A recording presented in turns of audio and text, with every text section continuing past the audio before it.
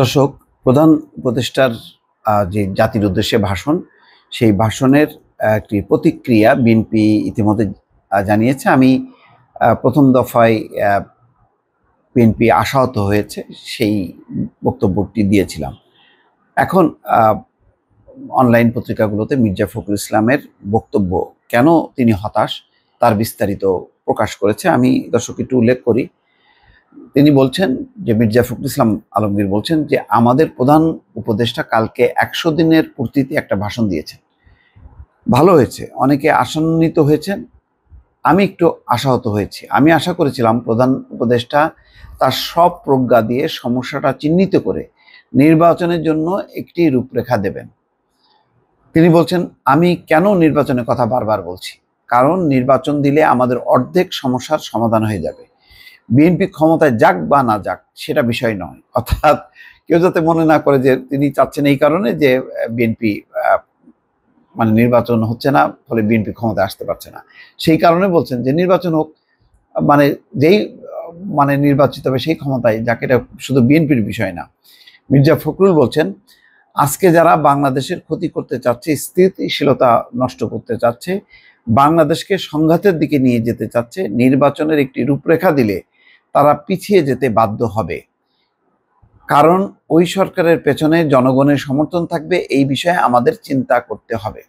এটা খুব পরিষ্কার কথা। অর্থাৎ বলছেন, যেহেতু এখন নির্বাচিত সরকার না, সুতরাং অনেকে বলার চেষ্টা করছে একটা অনির্বাচিত সরকার আছে, এবং ট্রাম্প যেটা বলেছেন যে একটা বিশৃঙ্খল সরকার, এবং আওয়ামী লীগ আন্তর্জাতিক মহলের কাছে ধারণা দেওয়ার চেষ্টা করছে যে বাংলাদেশে একটা নির্বাচিত সরকার নেই, একটা অনির্বাচিত সরকার আছে। স্বাভাবিকভাবে গণতান্ত্রিক বিশ্ব নির্বাচিত সরকারকে অনেক বেশি প্রায়োরিটি দেয় এবং মনে করে যে ওইটাই লিগাল।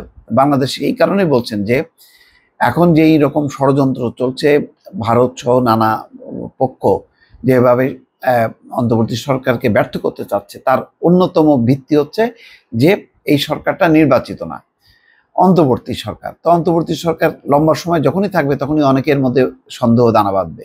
সেই কারণেই তিনি নির্বাচনের কথা বলছেন যে এখনই যদি একটা ঘোষণা দেয় যে আগামী 6 মাস পর নির্বাচন হবে, তাহলে ওই সমস্যাগুলো, যে সরকারের স্থিতিশীলতা বা সরকারকে ফেলে দেওয়ার যে পেছনের যে ষড়যন্ত্রগুলো, সেটা বন্ধ হবে।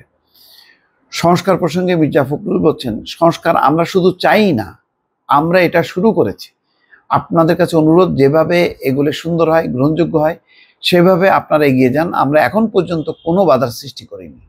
অর্থাৎ অন্তর্বর্তী সরকারকে বলছে যে যেভাবে ভালো হয় আপনারা শুরু করেন, আমরা তো কোনো বাধা দিচ্ছি না, বরং প্রতিটি ক্ষেত্রে আপনাদের সমর্থন দিচ্ছি। যদিও সচিবালয়ে স্বৈরাচারের ও ফ্যাসিবাদের দোসররা বসে আছেন, আপনি তাদের নিয়ে কিভাবে কাজ করবেন, এই প্রশ্নটা। প্রশাসনের কথা উল্লেখ করে বিএনপির মহাসচিব বলছেন, আপনি সংস্কার করবেন, আমরারা যারা বসে আছেন তারা বেশিরভাগই স্বৈরাচারের দোসর।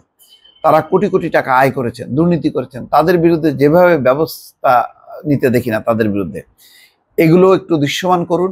গভর্নেন্সের দিকে খেয়াল রাখতে হবে, প্রশাসন চালানো, দেশ শাসন করা, এগুলোতে যেন মানুষ শান্তি পায় সেই বিষয়ে খেয়াল রাখতে হবে।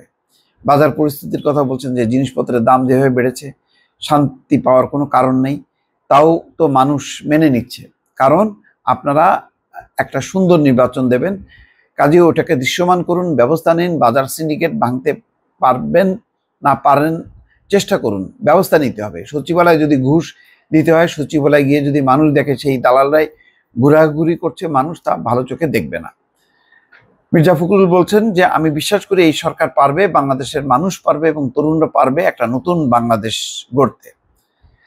এই হচ্ছে শামসুজ্জামান দুদুর সভাপতিত্বে নিতাই রায় চৌধুরী, খায়রুল কবির খোকন, আব্দুল সালাম আজাদ, হেলেন জেরিন খান, আসাদুল করিম, নাজুল হক প্রমুখ বক্তব্য রাখেন। তা বোঝা গেল তিনি একটা সফট বিবৃতি দিয়েছেন, এবং কেন নির্বাচনের রূপরেখাটা ঘোষণা করা দরকার তার একটা ব্যাকগ্রাউন্ডও তিনি এখানে তুলে ধরলেন। দর্শক ভালো থাকবেন, আল্লাহ হাফিজ।